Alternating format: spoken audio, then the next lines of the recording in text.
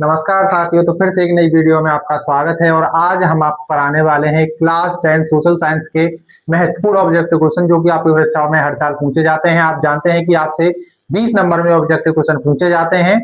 यदि आप ये 20 नंबर आप यदि अच्छे से याद कर लेते हैं, यानी कि 20 नंबर के जो ऑब्जेक्टिव क्वेश्चन है आप ये याद कर लेते हैं, तो आप जानते हैं कि जो एग्जामिनर होता है वो आपको ऑब्जेक्टिव क्वेश्चन को देखकर ही आपको पूरे नंबर पूरे में से देता है। यानी कि 70 में से 70 नंबर आपको तभी मिलते हैं जिस बच्चे के ऑब्जेक्टिव क्वेश्चन सही होते हैं। और इसमें आपका एक भी क्वेश्चन कार्ड यदि गलत होता है तो आपका 1 नंबर कटता है। और इसमें एग्जामिनर यही जो ऑब्जेक्टिव क्वेश्चन होते हैं इसमें से आपके नंबर नहीं काट सकता, क्योंकि ये 1 नंबर का होता है।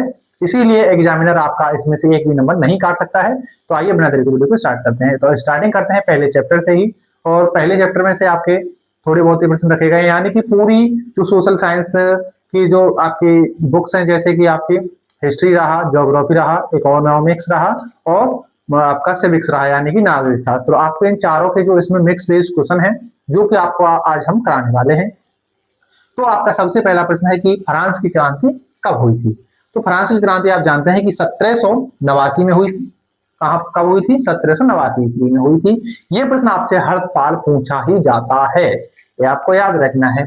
और फ्रांस की क्रांति से आपको यही पता होगा कि यानी फ्रांस में ही ये क्रांति हुई थी। तो जो फ्रांस का जो राजा बना था वो कौन था? Napoleon Bonaparte. ये आपसे क्वेश्चन पूछा जाता है कि नेपोलियन बोनापार्ट का संबंध किस देश से है? तो फ्रांस से है।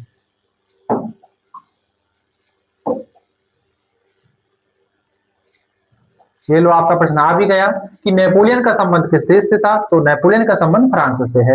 ये प्रश्न आपसे काफी ज्यादा पूछा जाता है। जर्मनी के एकीकरण में मुख्य भूमिका किसकी थी?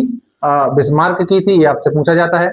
और इटली के एकीकरण के बारे में आपसे पूछा जाता है, जो कि हम आपको आगे सारे के सारे सब्जेक्टिव क्वेश्चन भी कराएंगे और ऑब्जेक्टिव क्वेश्चन दोनों कराएंगे। तो इसमें आपको बिल्कुल कंफ्यूज नहीं होना है। फिर हम आपको मैप पर जो आपके क्वेश्चन पूछे जाते हैं मैप बेस्ड, उनको भी हम कराएंगे। फिर आता है आपका जलियांवाला बाग की घटना कब हुई थी। तो जलियांवाला बाग की घटना आप जानते हैं कि 13 अप्रैल 1919 को हुई थी, जिसमें जनरल ओ डायर ने निहत्थे लोगों पर गोली चलाने का आदेश दिया था और वहीं पर जो हजारों की संख्या में लोग मारे गए थे। तो कब हुई थी? 13 अप्रैल 1919 को जलियांवाला बाग की घटना हुई थी। कहां पर हुई थी? पंजाब के अमृतसर में हुई थी।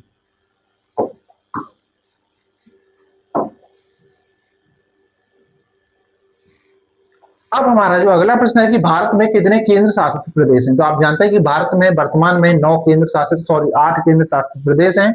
और जो राज्य हैं वो कितने हैं? अब आप जानते हैं कि राज्य कितने बचे हैं? 28 बचे हैं। ये आपको याद रखना है। और सबसे लास्ट में बनने वाला राज्य कौन सा है?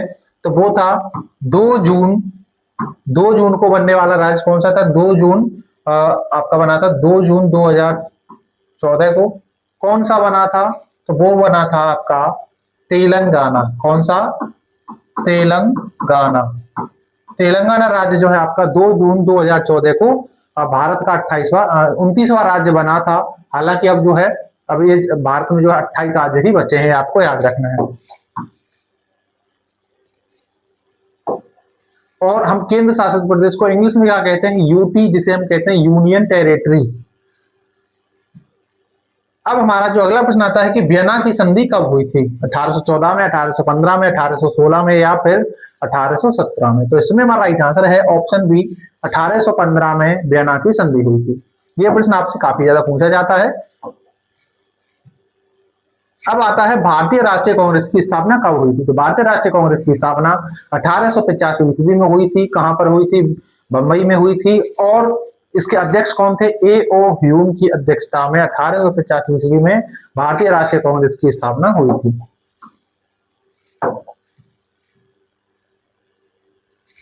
अब जो हमारा अगला प्रश्न आता है कि भारत में राष्ट्रपिता कहकर किसको संबोधित किया जाता है। तो आप जानते हैं भारत में राष्ट्रपिता कहकर किसको संबोधित किया जाता है? महात्मा गांधी को भारत में राष्ट्रपिता कहकर संबोधित किया जाता है। ये सारे प्रश्न आपके लिए बहुत ज्यादा इंपॉर्टेंट हैं, इसीलिए ये आपको याद रखने हैं। अब आता है कि ओटो वन बिस्मार्क का संबंध किस देश से है। तो ओटो वन बिस्मार्क का संबंध किस देश से है? जर्मनी से है। जर्मनी में आप जानते हैं कि एक तानाशाह था, जिसका नाम आपको पता है तो प्लीज कमेंट में जरूर बताना। नहीं पता है तो अभी हम आपको बता रहे हैं कि उसका नाम था एडोल्फ हिटलर, जिसे जर्मनी का तानाशाह भी कहा जाता है। लेकिन ये प्रश्न आपसे क्लास 10 में कभी कभी पूछा जाता है। अब आता है कि नेपोलियन बोनापार्ट की पराजय कब हुई थी। तो नेपोलियन बोनापार्ट की पराजय जो है 1815 में हुई थी, ये आपको याद रखना है।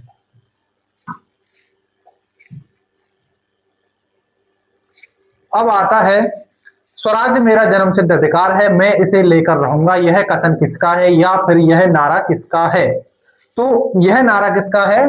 बाल गंगाधर तिलक जी का नारा है कि मैं स्वराज्य मेरा जन्मसिद्ध अधिकार है और मैं इसे लेकर रहूंगा। ये प्रश्न आपसे काफी ज्यादा पूछा जाता है। डू एंड डाई यानी करो या मरो का नारा किसने दिया था? तो महात्मा गांधी ने दिया था करो या मरो का नारा, डू एंड डाई।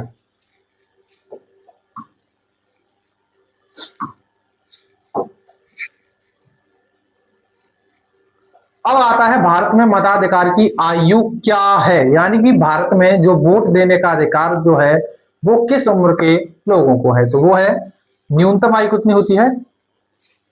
18 वर्ष। यानी कि मताधिकार का जो भारत में मताधिकार का जो आयु है वो कितनी है? 18 वर्ष है। यानी कि 18 वर्ष के लोग या उससे ऊपर वर्ष के लोग जो है क्या दे सकते हैं? भारत में वोट दे सकते हैं। अब आता है कि ब्रिटेन वुड्स नामक संस्था निम्नलिखित में से कहां स्थित थी। तो ब्रिटेन वुड्स नामक संस्था जो है यूरोप में स्थित थी, यह आपको याद रखना है।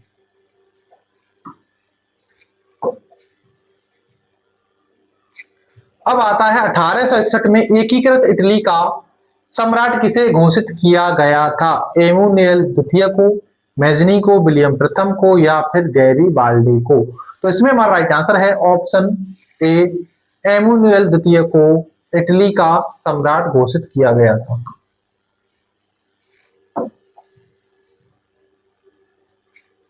अब आता है निम्नलिखित नेताओं में से किसने एक गुप्त संगठन यंग इटली बनाया था, यानी कि यंग इटली सोसाइटी का जो संस्थापक था वो कौन था?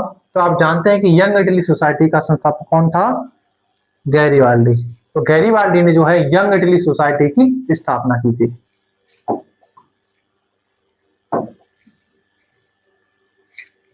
Very very most important question है, हर साल आपसे पूछा जाता है कि आनंद मठ उपन्यास के लेखक कौन है? Who is the writer of Anand Math उपन्यास? तो कौन थे? तो बंकिम चंद्र चटर्जी ने जो है आनंद मठ उपन्यास को लिखा है। और इनका एक और है वंदे मातरम गीत के लेखक कौन है, ये भी आपसे पूछा जाता है। तो ये किसने लिखा है? बंकिम चंद्र चटर्जी ने। फिर आपसे पूछा जाता है कि जनगण मनगढ़ यानी कि भारत का राष्ट्रीय गान किसने लिखा है? तो वो रविंद्रनाथ टैगोर जी ने लिखा है। और रविंद्रनाथ टैगोर जी ने जो है दो देशों के राष्ट्रीय गान लिखे हैं, एक है आमार सोनान जो कि है किसका? बांग्लादेश का।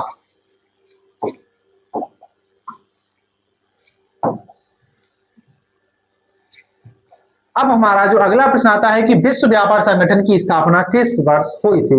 तो विश्व व्यापार संगठन की स्थापना 1995 में हुई थी। कब हुई थी? 1995 में विश्व व्यापार संगठन की स्थापना हुई थी। इसका मुख्यालय कहां स्थित है? तो इसका मुख्यालय जो है जेनेवा में स्थित है। यह प्रश्न आपसे काफी ज्यादा पूछा जाता है।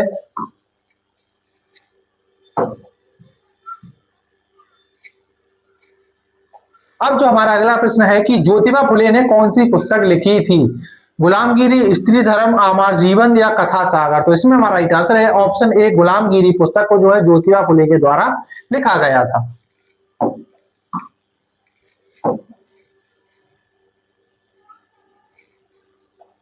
अब जो हमारा अगला प्रश्न आता है कि 1944 में ब्रिटेन वुड्स सम्मेलन कहां आयोजित किया गया था? तो ये जो है कहां किया गया था? ब्रिटेन में ब्रिटेन वुड्स सम्मेलन आयोजित किया गया था। कब किया गया था? 1944 ईस्वी में।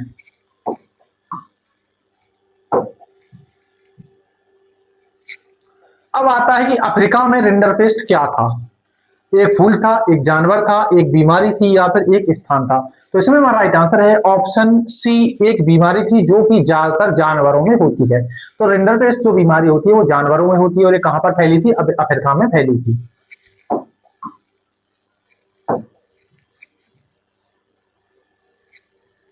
अब जो हमारा अगला प्रश्न है कि हिंद स्वराज पुस्तक के लेखक हैं बाल गंगाधर तिलक, सरदार वल्लभ भाई पटेल, पंडित जवाहरलाल नेहरू या महात्मा गांधी। तो इसमें हमारा राइट आंसर है ऑप्शन डी, महात्मा गांधी जो है हिंद स्वराज पुस्तक के लेखक हैं। तो आज की वीडियो आपकी यही समाप्त होती है। आपके इंपॉर्टेंट क्वेश्चन इसमें से काफी ज्यादा पूछे जाते हैं और अभी हम आपके इसके और भी क्वेश्चन कराएंगे जो कि आपकी परीक्षाओं के लिए काफी ज्यादा महत्वपूर्ण रहेंगे। हम आपको छोटी छोटी वीडियो इसलिए करा रहे हैं ताकि आप एवरीडे 20 क्वेश्चन याद करते रहें और आपके ऐसे ही लगभग यानी कि 20 से 20 यानी आप डेली 20 क्वेश्चन याद करते हैं तो आपके 20 दिन में कितने क्वेश्चन होंगे, तो 40 क्वेश्चन आप जो 400 क्वेश्चन आप जो है याद कर लेंगे। यानी कि 20 दिनों में आप जो है ऑब्जेक्टिव क्वेश्चन कितने याद कर लेंगे, 400। यानी कि 20 इंटू 20 आप एवरीडे 20 क्वेश्चन याद करते हैं तो 20 दिनों में आप कितने याद करेंगे, 400 क्वेश्चन आप याद कर लेंगे। और 400 क्वेश्चन यदि आपको याद हो जाते हैं तो आपको एक भी क्वेश्चन आपका नहीं छूटेगा और आपको 20 में से 20 नंबर पूरे मिलेंगे ऑब्जेक्टिव क्वेश्चन में।